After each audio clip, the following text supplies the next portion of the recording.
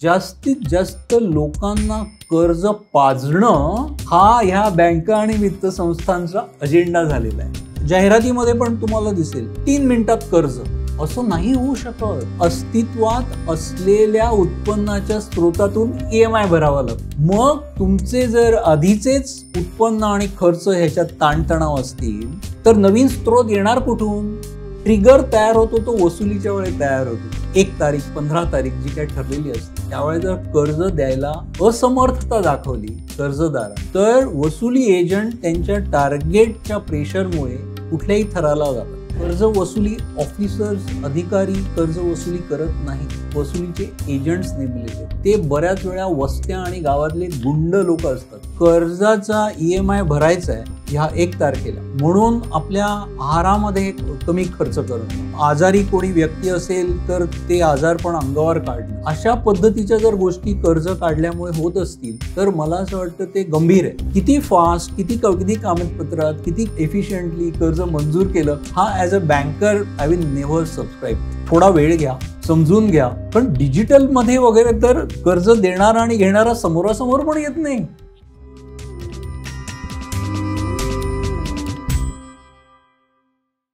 नमस्कार, मी विनायक पाचलग आणि थिंक बँकच्या थिंक मनीमध्ये तुम्हा सगळ्यांचं पुन्हा एकदा स्वागत.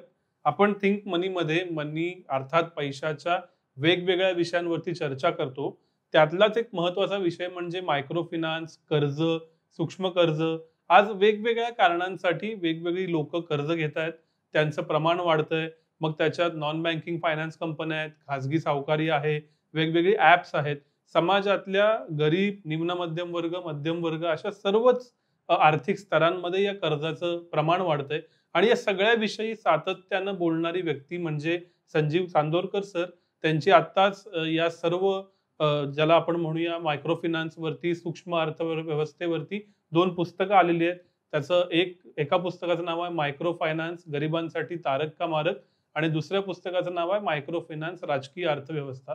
सर सातत्यानं सोशल मीडियावरती लिहित असतात, अत्यंत सोप्या भाषेत वेगवेगळ्या कॉन्सेप्ट समजावून सांगतात. 40हून अधिक वर्षांचा प्रोफेशनल आणि टीचिंग एक्सपिरियन्स सरांचा आहे. या सगळ्या पार्श्वभूमीवरती काय आहे नक्की मायक्रो फायनान्स, काय घडतंय, काय घडायला हवं, हे सगळं समजून घेण्यासाठीची आजची मुलाखत. तर स्वागत आहे थिंक बँक वरती पहिल्यांदा. नमस्कार. आणि जसं मी मोठी प्रस्तावना घेतली बऱ्याच दिवसानं, त्याचा हाच मुद्दा आहे की मायक्रो फायनान्स म्हणजे नक्की काय, कोण कोण त्याचे वापर करतात, काय चालू आहे देश. मायक्रो फायनान्स ही संज्ञा बऱ्यापैकी व्यापक आहे. त्याच्यामध्ये बचती येतात, म्हणजे सूक्ष्म बचती येतात, मायक्रो पेन्शन येतं, मायक्रो विमा येतो, मायक्रो आरोग्य विमा येतो, हल्ली तर मायक्रो हाऊसिंग लोन पण आहेत छोट्या गरिबांना घर दुरुस्तीसाठी वगैरे. त्यामुळे सूक्ष्म कर्ज किंवा मायक्रो लोन ज्याला म्हणता येईल हा मायक्रो फायनान्स या व्यापक संज्ञेतला एक भाग आहे. परंतु मायक्रो लोन्स म्हणजे सूक्ष्म कर्ज आणि इतर मायक्रो प्रॉडक्ट्स ह्याच्यातला सगळ्यात महत्वाचा आणि मूलभूत फरक जर कोणता असेल तर तो हा आहे, सूक्ष्म कर्ज घेतल्यानंतर सूक्ष्म कर्ज देणाऱ्या वित्त संस्थेकडून गरिबांच्या खिशात किंवा अकाउंटमध्ये पैसे येतात. व्हेरॅज बचती घ्या, विमा घ्या, पेन्शन घ्या, गरिबांच्या खिशातून किंवा अकाउंटमधून त्या वित्त संस्थेकडे पैसे जातात. हा महत्वाचा फरक आहे. आणि गरिबांची व्याख्या जर आपण अशी केली की ज्यांच्याकडे सतत पैशाची चणचण असते, तर मला असं वाटतं की सूक्ष्म कर्जाचं जे मार्केट आहे, मायक्रो लोन्सचं जे मार्केट आहे ते एक्सपोनेन्शियली वाढत गेलेलं आहे. व्हेरॅज मायक्रो बचती, मायक्रो पेन्शन, मायक्रो इन्शुरन्स ह्याच्यातली वाढ जी आहे ती तेवढी राहिलेली नाही आहे. दुसरा महत्वाचा मुद्दा मला मांडावासा वाटतो तो असा की जरी आपण मायक्रो फायनान्स असं जर म्हणालो किंवा मायक्रो लोन्स म्हणालो तरी रिझर्व्ह बँकेची मायक्रो लोन्सची व्याख्या अतिशय संकुचित आहे. त्या अर्थाने आत्ताच्या चर्चेचा किंवा मी जे सातत्याने मांडतोय किंवा पुस्तकात जे मी लिहिण्याचा प्रयत्न करतोय त्याच्यातला गाभ्याचा मुद्दा आहे गरिबांच्या कर्जबाजारीपणाचा. आणि तो कर्जबाजारीपणा फक्त मायक्रो लोन्समधनं आलेला नाहीये. ते वाहन कर्ज घेतात, ते गृहकर्ज घेतात, त्यांची मुलं शैक्षणिक कर्ज घेतात, अनौपचारिक क्षेत्रामधून येणारा कर्जबाजारीपणा तर खूप आहे. म्हणजे ते ज्या ज्या स्त्रोतांमधून कर्ज काढतात त्याच्यातून कर्जबाजारीपणाचा ओझं त्यांच्यावरती येतो. त्याच्यामुळे हे 2-3 मुद्दे मला असं वाटतं की महत्त्वाचे आहेत, की micro finance is a very technical अशी त्याची टर्म आहे. परंतु जर गरिबांचा कर्जबाजारीपणा हा जर गाभ्यातला मुद्दा असेल तर आपल्याला एक व्यापक ब्रॉड लेन्समधून ह्या विषयाकडे बघायला पाहिजे. सर, गरीब म्हणल्यानंतर खूप जण मी नाही त्यातला असं स्वाभाविकपणे म्हणतात की अरे तो गरिबांचा प्रश्न आहे. पण तुम्ही जी डेफिनेशन करताय ती वेगवेगळ्या आर्थिक स्तरातल्या लोकांना लागू होती की ज्यांना पैशाची चणचण भासते. तर पैशाची चणचण भासणारे सर्व आर्थिक क्षेत्रात असतात, जरी त्याला रुढार्थानं लोक स्वतःला किंवा आपण स्वतःला गरीब म्हणवत नसलो तरी. माझा प्रश्न हा आहे की भारतीय संस्कृतीत कायम असं सांगितलं गेलं की अंथरूण पाहून पाय पसरावे, आणि जितके तुम्ही मिडल क्लास किंवा त्याच्याहून त्या पद्धतीच्या मेंटॅलिटीचे असतात तितकं हे तत्व तुमच्या मनात 100% रुजवलेलं असतं. तिथं पासून सातत्यानं कर्ज घेणं इथंपर्यंत भारतीय समाजाचा प्रवास कसा झाला आणि का झाला? मला असं वाटतं की कर्ज घेणं ह्याच्यामध्ये तत्वतः काही वाईट नाहीये. मुद्दा येतो तो कर्जाच्या परतफेडीची क्षमता आहे की नाही हा. त्याच्यात 2 गोष्टी आहेत. मला असं वाटतं की कर्ज कशासाठी घेतलं आणि किती घेतलं हे 2 महत्त्वाचे मुद्दे येतात. मध्यम वर्गामध्ये जे कर्ज घेतलं जातं ते बऱ्यापैकी ज्याला ॲसेट ॲक्विजिशन, राहणीमानामध्ये सुधारणा करणं, 1 BHK मधून 2 BHK मध्ये जाणं किंवा अजून एखादं ॲडिशनल घर घेणं आणि ते रेंट आउट करणं, किंवा वाहन असेल, पूर्वी मारुती 800 होती ती आता काढून नवीन गाडी घेणं, ॲसेट ॲक्विजिशनसाठी कर्ज घेतली जातात. आता तर शेअर इन्व्हेस्टमेंट आणि ह्याच्यासाठी पण कर्ज मिळतात. त्यामुळे कर्ज कशासाठी घेतलं गेलं हा मला वाटतं की सगळ्यात महत्त्वाचा मुद्दा आहे. आणि दुसरं मी म्हणालो तसं की परतफेडीची क्षमता. मध्यम वर्गाकडे एक तर ज्याला फॉलबॅक असं म्हणता येईल, त्यांच्या बचती असतात. म्हणजे मध्यमवर्ग कुटुंब फक्त कर्जबाजारी नसतो किंवा फक्त कर्ज काढत नाही, ते सायमल्टेनियसली त्याच्याकडे बचती असतात आणि तरी देखील तो कर्ज घेत असतो. तेव्हा एक फॉलबॅक अशी हे आहे. आणि दुसरा सगळ्यात महत्त्वाचा मुद्दा म्हणजे नियमित इन्कम, मग ते पगारदारांचं असेल किंवा प्रोफेशनल्स, आता सेवा क्षेत्रामध्ये जे मिडल क्लास प्रोफेशनल्स आहेत. त्यामुळे नियमित उत्पन्न हा मला असं वाटतं सगळ्यात मोठी स्ट्रेंथ आहे कुठल्याही कर्जदाराची. कारण कर्ज घेतल्यानंतर जर ते जे कुटुंब आहे, जो कर्जदार आहे, त्याच्या दैनंदिन राहणीमानाच्या गुणवत्तेवरती जर परिणाम होणार असेल, म्हणजे कर्जाचा EMI भरायचा आहे ह्या 1 तारखेला, म्हणून आपल्या आहारामध्ये काही कमी खर्च करणं किंवा आजारी कोणी व्यक्ती असेल तर ते आजारपण अंगावर काढणं, अशा पद्धतीच्या जर गोष्टी कर्ज काढल्यामुळे होत असतील तर मला असं वाटतं ते गंभीर आहे. म्हणजे अनेक अर्थाने गंभीर आहे. फक्त ती व्यक्तिगत शोकांतिका अशा अर्थाने नाही म्हणत. ज्यावेळी हा फिनॉमिना लाखो आणि कोट्यावधी कुटुंबांमध्ये जर घडत असेल तर त्याला एक सामाजिक आयाम आहे, त्याला एक इकॉनॉमिक आयाम आहे, आणि ते मला असं वाटतं की घडते. त्याच्यामुळे कर्ज अर्थव्यवस्थेतले विविध अर्थघटक काढत असले आणि काढतात देखील. गरीब आणि निम्न मध्यमवर्गीय ज्यावेळी कर्ज काढतात त्याची इम्प्लिकेशन्स खूप जास्त असतात. अजून एक शेवटचा मुद्दा म्हणजे व्याजदराचा.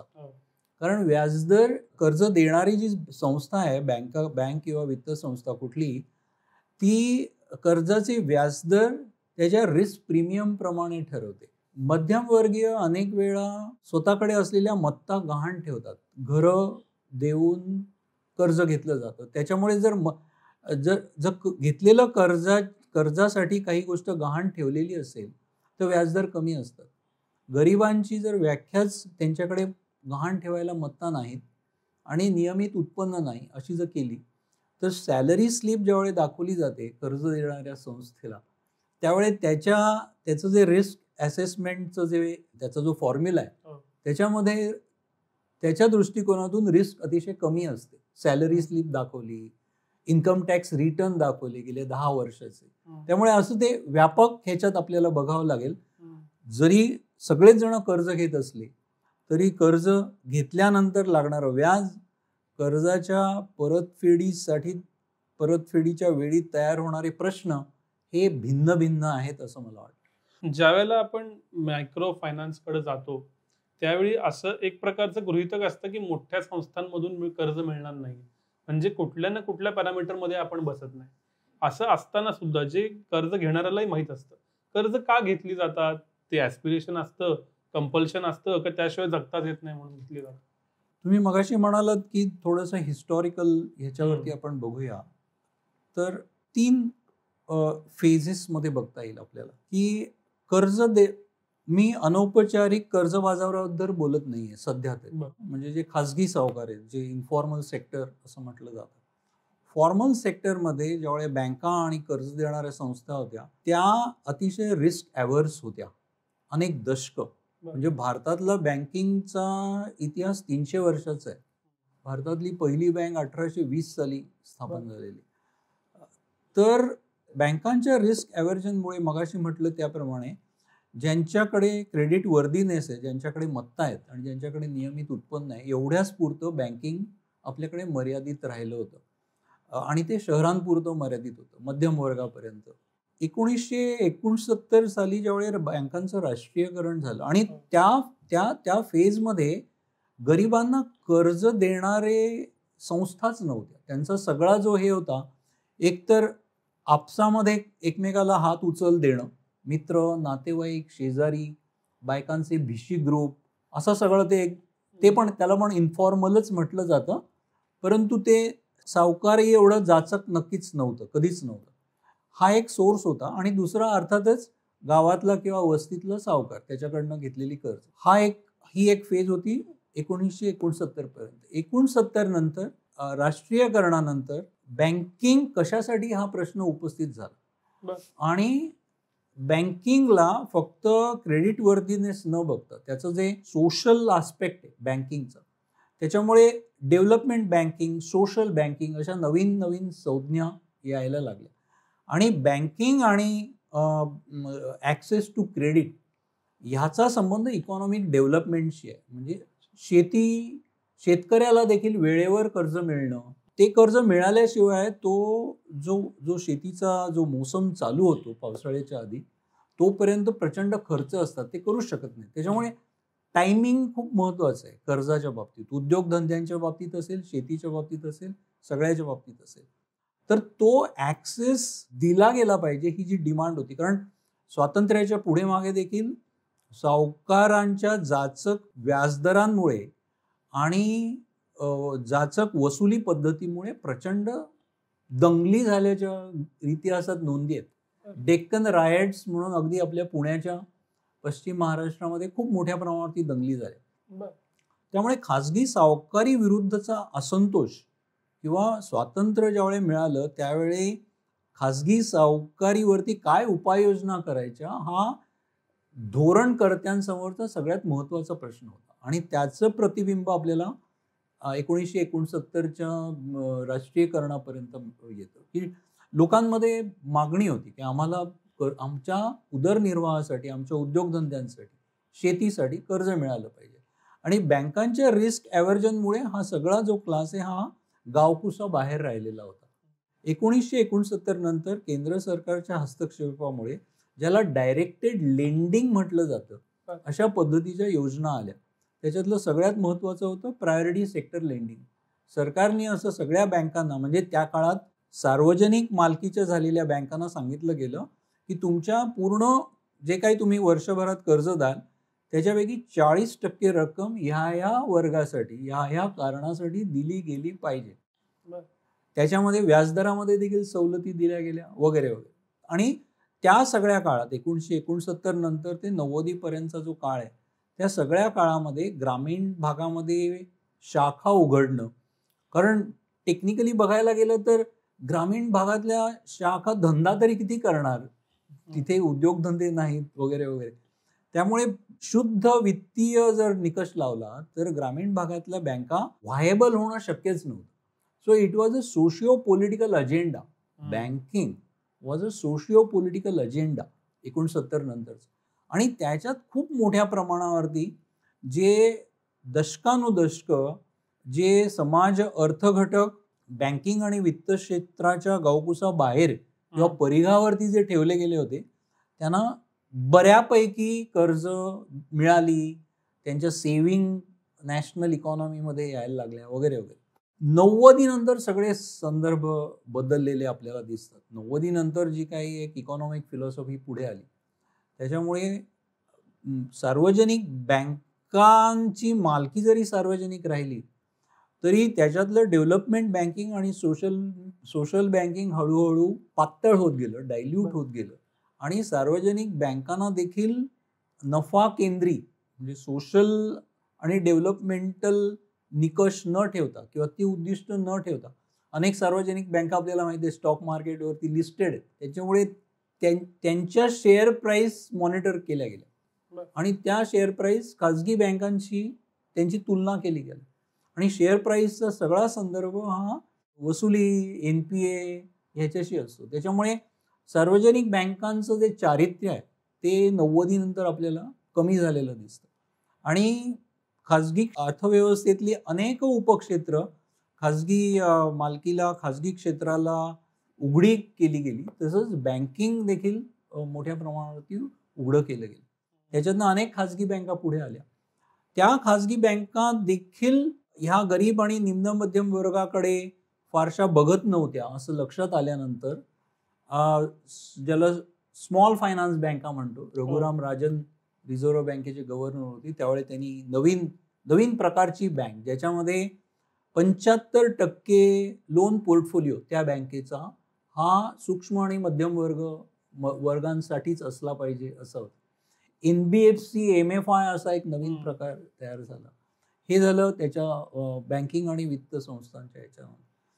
गोल्ड लोन्स खूप मोठ्या प्रमाणावरती, म्हणजे आधी गरीब लोक आपल्याकडे असलेली सोन्याची तार किंवा एखादं वळं, काय एखादी अंगठी, एखादा दागिना, स्त्रियां पर्टिक्युलरली, हे नाक्यावरच्या किंवा गावातल्या सराफाकडे, सोनाराकडे गहाण ठेवणं आणि कर्ज घेणं हे परत अनेक दशकं चालू असलेला प्रकार होता.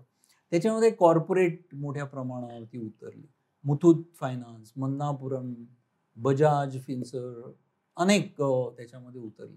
त्यामुळे गरीब, मी मगाशी म्हणालो त्याप्रमाणे मायक्रो फायनान्सची जर आपण व्यापक त्याच्याकडे व्यापक संज्ञा म्हणून जर बघितलं तर गरिबांना औपचारिक क्षेत्रातून मिळणाऱ्या कर्जांमध्ये एक मोठं असं एक्सप्लोजन झालेलं आपल्याला दिसतंय 90 नंतर, ज्याची प्रक्रिया अजूनही सुरू आहे. पण ह्या सगळ्यामुळं लोकांच्या ऍस्पिरेशन्स पूर्ण होत आहेत, एक स्टेप पुढे जाऊ पाहत आहेत, विशेषतः तरुण वर्ग काहीतरी करू पाहतोय. मग ही अपॉर्च्युनिटीचा प्रॉब्लेम कसा झाला, काय झाला?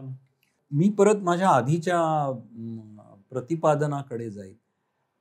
कर्ज घेणं वाईट नाही. कर्ज कशासाठी घेतलं गेलं एक, आणि दुसरं कर्ज फेडण्याची क्षमता. कर्ज ज्यावेळी उत्पादक ऍक्टिव्हिटीसाठी घेतलं जातं आणि उपभोगासाठी घेतलं जातं, ज्याच्यातनं उत्पादक ऍक्टिव्हिटीमध्ये त्या कुटुंबाच्याकडे किंवा कर्जदाराकडे इन्क्रिमेंटल कॅश फ्लोज तयार होतात. स्वतःसाठी वाहन घेणं वेगळी गोष्ट आहे, ते स्टेटससाठी. पण वाहन घेऊन ते जर भाड्याने लावलं तर ते दोन भिन्न प्राणी होतात. वाहनच आहे, वाहन कर्जच आहे, पण वाहन तुम्ही घेऊन एक मोठी काहीतरी SUV घेऊन दरवाजात उभी करायची. पूर्वीच्या सरंजामदाराकडे हत्ती वगैरे असायची, आता अनेक जण स्टेटससाठी गाडी उभी करतात. ते उपभोगासाठी आहे. पण ती गाडी जर टॅक्सी म्हणून लावली, भाड्याने लावली, तर त्या कर्जदाराकडे नवीन इन्क्रिमेंटल त्याची आत्ता असलेली उत्पन्नाची लेवल, त्याच्यामध्ये नवीन भर पडते उत्पन्नाची साधनं आल्यामुळे. ट्रॅक्टर घेतला आणि त्याच्यातनं शेती केली, किंवा दुकान घेतलं आणि ते चालवलं, म्हणजे नवीन घर घेतलं आणि ते स्वतःसाठी घेतलं तर त्याच्यातनं नवीन उत्पन्नाची साधनं येत नाहीत. पण घर घेऊन भाड्याने दिलं तर नवीन उत्पन्नाची साधनं येतात. त्यामुळे हे दोन भिन्न प्रकार आहेत. कर्ज जर उत्पन्नाच्या साधनं तयार करण्यासाठी घेतलं, त्याच्यातनं तयार होणारे नवीन कॅश फ्लोज मधून तुम्ही EMI भरू शकता. म्हणजे EMI मग ओझं होत नाही, कारण नवीन EMI फेडण्यासाठी तुम्हाला नवीन स्त्रोत तयार झालेले असतात. आता दुसऱ्या प्रपोजलकडे बघा. ज्यावेळेस कर्जातून उत्पन्नाची साधनं होत नाहीत आणि फक्त ज्याला ॲस्पिरेशन म्हणतात, आकांक्षा म्हणतात, स्टेटस म्हणतात वगैरे वगैरे अशा टाईपचे ज्यावेळेस खर्च होतात, त्यावेळेस कुठल्याही प्रकारची उत्पन्नाची साधनं नवीन उत्पन्नाची साधनं तयार होत नाहीत. नवीन हा शब्द खूप महत्त्वाचा आहे. पण EMI तर तेवढाच भरायचा आहे. वाहन कर्ज देणारा विचारत नाही तुम्हाला SUV भाड्याने लावायची आहे का स्वतःसाठी ठेवायची. तो म्हणतो एवढा EMI तुम्ही भरा. मग तुम्ही उत्पन्नाची साधनं म्हणून जर कर्जाकडे बघणार नसाल, नवीन उत्पन्नाचे स्रोत तयार होत नाहीत, मग त्याचा अर्थ असा की अस्तित्वात असलेल्या उत्पन्नाच्या स्रोतातून EMI भरावा लागतो. मग तुमचे जर आधीचेच उत्पन्न आणि खर्च ह्याच्यात ताणतणाव असतील तर नवीन स्रोत येणार कुठून? तुम्ही खर्चात कपात केल्याशिवाय नवीन उत्पन्नाचे स्रोत तयार होत नाही. त्यामुळे एकमेव मार्ग गरिबांकडे राहतो तो असलेल्या खर्चामध्ये कपात करणं. आता त्या खर्चाच्या कपातीमध्ये देखील प्रकार आहेत, कारण खर्चामध्ये प्रकार आहेत. अनेक खर्च असे आहेत की जे अनैच्छिक आहेत. घरभाडं आहे, वीज बिल आहे, किंवा कामावर जाण्यासाठी सार्वजनिक वाहतुकीचे खर्च आहेत, काय असतील ते. हे सगळे खर्च म्हटले तर मॅन्डेटरी आहेत, त्याच्यात कपात करू शकत नाही. त्यामुळे कपात करण्यासाठी मग ऐच्छिक खर्चांवरती येतं, म्हणून मग आहारावरच्या खर्चामध्ये कमी होतं. मग असे म्हटलं त्याप्रमाणे असे मला असं वाटतं हे एक होलिस्टिकली आपल्याला बघावं लागेल. त्याच्यामुळे ॲस्पिरेशन्स वाईट नाही आहेत आणि ती समजण्यासारखी आहेत तरुण पिढीची. मुद्दा असा आहे की त्याला बॅकअप असणारी उत्पन्नाची साधनं तयार होत आहेत का? आणि गरीब मध्यमवर्ग निम्न मध्यमवर्गीयांची जी उत्पन्नाची साधनं आहेत त्याच्या जर कॅटेगरीज बघितल्या, हे असंघटित क्षेत्रात असतात, हे शेती क्षेत्रात आहेत. आपल्या देशामध्ये 60% कुटुंब शेती क्षेत्राशी निगडीत आहेत. म्हणजे ते स्वतः शेतकरी असतील अशातला भाग नाही, शेतमजूर असतील, अनुषंगित ज्याला म्हणतात सेवा पुरवणारे असतील. त्यामुळे शेतीतनं येणाऱ्या उत्पन्नावरती 60% लोकसंख्येतली कुटुंबाची पोटं भरली जात असतात. 60%. दुसरा ह्याच्यातला मोठा सेगमेंट आहे तो असंघटित क्षेत्रात काम करतो. शहरामध्ये, बाहेर, इकडे तिकडे फेरीवाले आहेत, बांधकाम मजूर आहेत, सगळ्याच टाईपचे. तर ह्या असंघटित क्षेत्रातलं वेतनमान वाढलेलं नाही आहे. महागाईशी तुलना करता महागाई ज्या वेगाने वाढली, ज्या प्रमाणात वाढली, त्या प्रमाणात संघटित क्षेत्रातलं उत्पन्न वाढलं नाहीये, संघटित क्षेत्रातलं कुठे. आणि तिसरा जो स्रोत आहे गरीब निम्न मध्यमवर्गीयांचा तो आहे स्वयंरोजगार. मगाशी म्हटलं त्याप्रमाणे दुकानं आहेत, आर्ट आणि क्राफ्ट मध्ये काम करणारे अनेक गरीब आहेत, वेगवेगळ्या आर्टिसन्स ज्याला म्हणतो आपण, अशा पद्धतीचे. त्यांना ज्या पद्धतीचं मार्केट तयार होतं, मी एक उदाहरण देईन की ह्या स्वयंरोजगारी जे होते, ज्याला ओन अकाउंट एंटरप्राइजेस आपण म्हणतो इंग्लिशमध्ये, on account enterprises, they are non registered entities.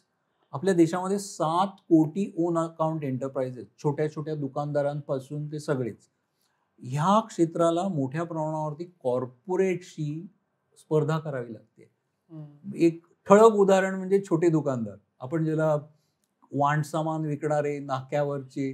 शेतीनंतर रोजगार देणारं आपल्या देशातलं कुठलं जर क्षेत्र असेल ते हे रिटेलचं आहे. 7 लाख खेडी, कितीतरी शहरं, कितीतरी वस्त्या, दशकानुदशक ह्या लोकांनी या आपल्या सगळ्या कुटुंबांना, मध्यमवर्गीय, निम्न मध्यमवर्गीयांना मोठ्या प्रमाणावरती वस्तुमाल आणि सगळं घरगुती लागणारं जे, त्याच्यामध्ये आधी मॉल्स आले, आता क्विक कॉमर्स आला, फ्लिपकार्ट आहे, अमुक आहे.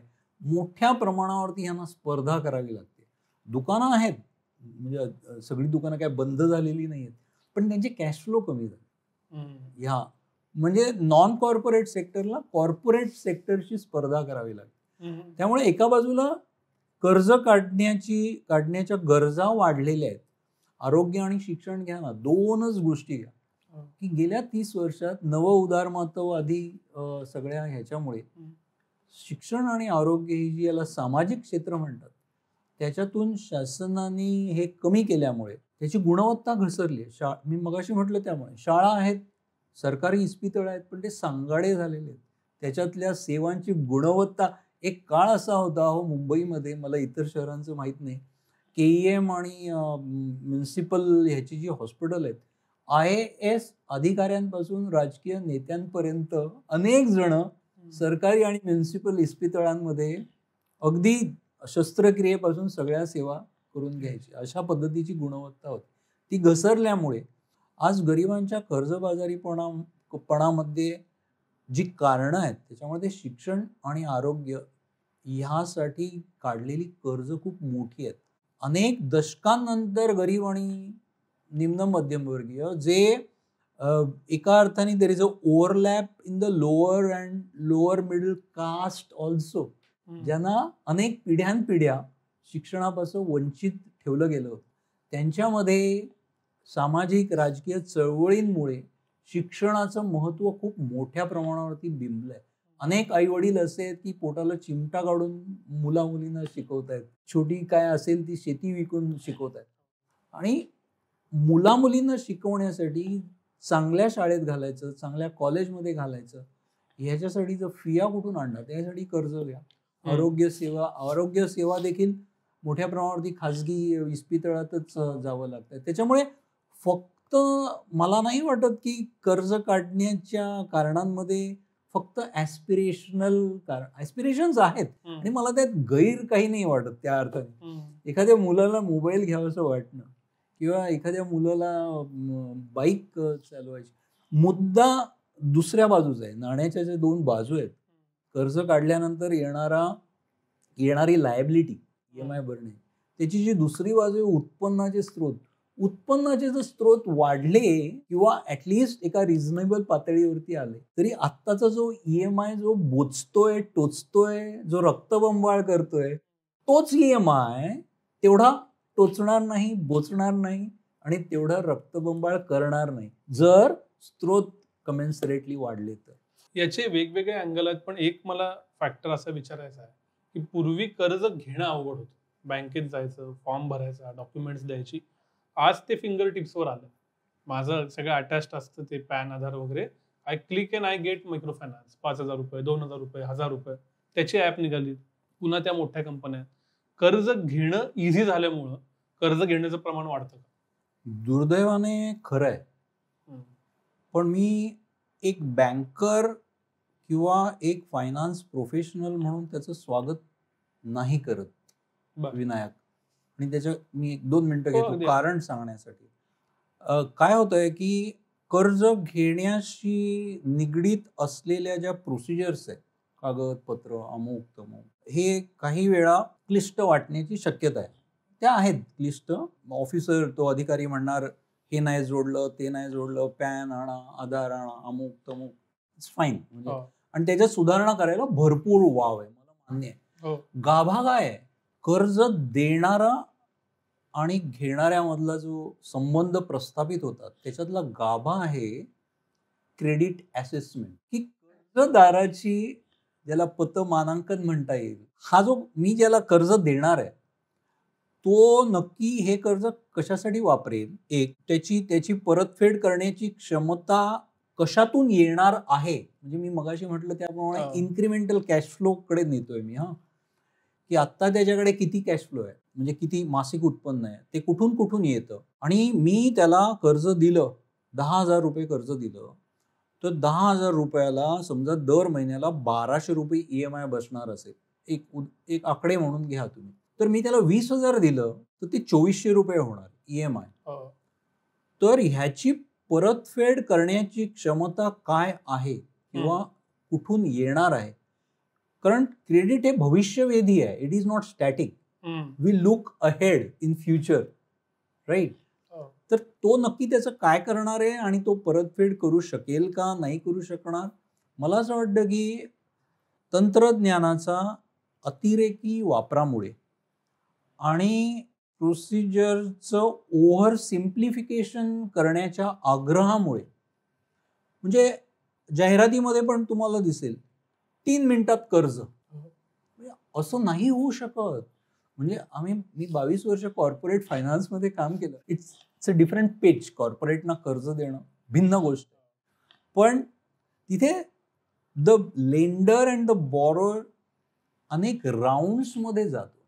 ओके, की ही जी तुम्ही प्रोजेक्ट कॉस्ट काढलेली आहे त्याचा बेसिस काय आहे, तुम्ही जे प्रॉडक्ट बनवणार आहात त्याचं मार्केट काय आहे, तुमचे कॉम्पिटिटर्स कोण आहेत, त्याच्यातनं तुम्हाला तुम्ही जी गृहीत धरलेली जी प्राईस आहे ती कॉम्पिटिटरशी कशी मिळती जुळती आहे, तुम्हाला मार्केट शेअर किती मिळेल वगैरे वगैरे.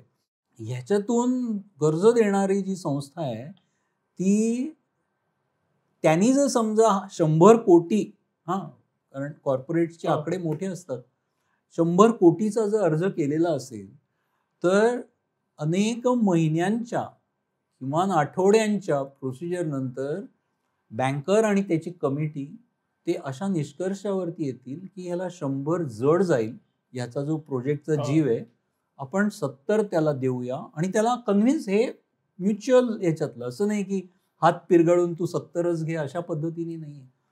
मला असं वाटतं की कर्ज धनको आणि ऋणको मधला हा गाभा आहे, क्रेडिट असेसमेंट. त्यामुळे आत्ता होतंय काय की ह्या प्रोसिजर, डिजिटल लेंडिंग आहे, फिनटेक खूप मोठ्या प्रमाणावरती आलेले आहेत. तुम्ही म्हणालात तसं ॲप बेस्ड आहे. हे दिसायला खूप छान असं सुखावणार आहे, अरे 3 मिनिटात मी ॲपवरनं काहीतरी केलं वगैरे वगैरे.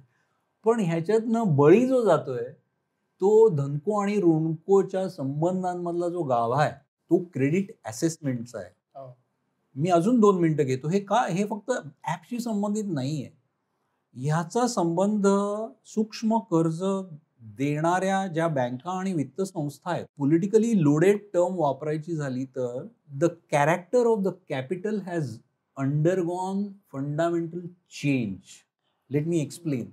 आधीच्या काळामध्ये बँका होत्या, वित्त संस्था होत्या, परंतु ज्यावेळेस तीच बँक आणि तीच NBFC स्टॉक मार्केटवरती लिस्टेड होते, त्यावेळी ती बँक किंवा वित्त संस्थाचा परफॉर्मन्स कसा चाललाय ह्याचा एकमेव निकष बनतो त्याची शेअर प्राइस. शेअर प्राइस वाढते का कमी होते. आणि शेअर प्राइस वरती प्रभाव टाकणाऱ्या 2 महत्त्वाच्या गोष्टी असतात.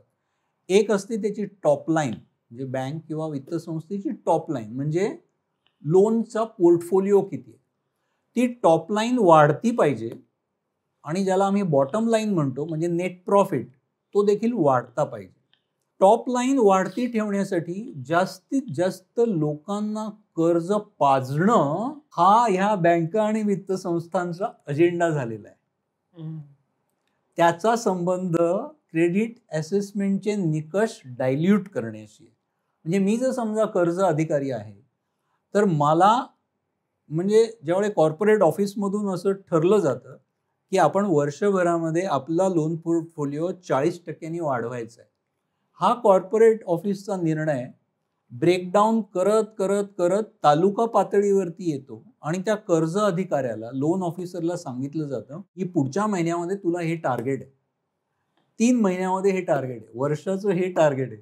मला लोन ऑफिसर, कर्ज अधिकारी म्हणून मला दिसतंय की ह्या बाईला मी जर कर्ज दिलं 10,000, ही 10,000 ठीकपणे देऊ शकते, पण मी हिला 20,000 दिलं तर ती कदाचित थकीत करेल माझं कर्ज. हे मला दिसत जरी असलं तरी देखील मी तिला 20,000 देणार, कारण माझा लोन पोर्टफोलिओ वाढवायचा आहे.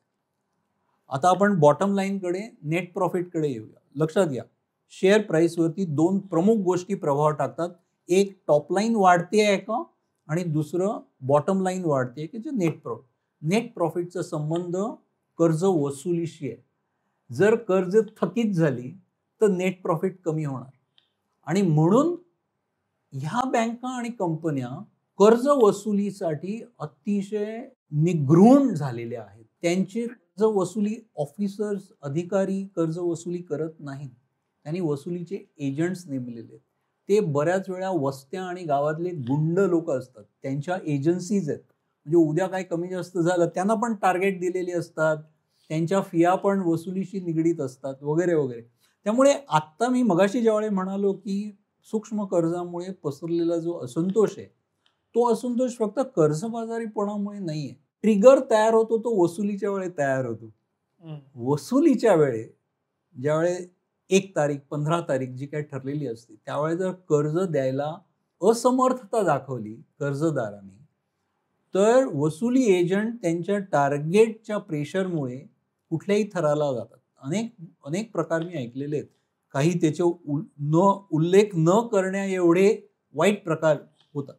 पण घरात जाऊन बसणं संध्याकाळी 7ला परत येण्याच्या वेळेस आणि 4-4 तास घरातच बसून राहणं किंवा देखरेख ठेवणं जाण्या येण्याच्या वेळांवरती, अशा पद्धतीचे थोडी ज्याला काय म्हणतात दहशत तयार करणं कर्ज वसुलीसाठी. आणि हे जर मोठ्या प्रमाणावरती झालं तर त्याच्यातनं असंतोषाची ठिणगी पडते. त्यामुळे फक्त कर्जबाजारीपणा नाही आहे, कर्जबाजारीपणाची लिटमस टेस्ट जी आहे ना ती कर्ज वसुलीच्या तारखेच्या दिवशी येते.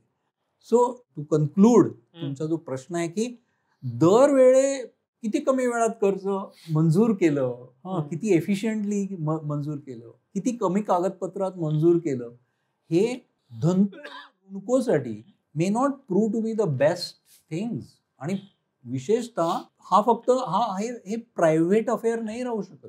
ज्यावेळी आपण अनेक कोट्यावधी कुटुंबांच्या बद्दल मायक्रो फायनान्स किंवा सूक्ष्म कर्ज क्षेत्राची जर फुटप्रिंट बघितली ना ती आपली केरळपासून काश्मीरपर्यंत आणि कोकणापासून ते आपल्या नॉर्थ ईस्ट जेवढा खरं तर जेवढा भाग आर्थिकदृष्ट्या अविकसित तिथे तुम्हाला मायक्रो लोन्सचा उपस्थिती किंवा त्याचा प्रेझेन्स अधिक दिसेल. They are deepening in the weakening thing. त्याच्यामुळे किती फास्ट किती कागदपत्रात किती एफिशियंटली कर्ज मंजूर केलं हा as a banker I will never subscribe.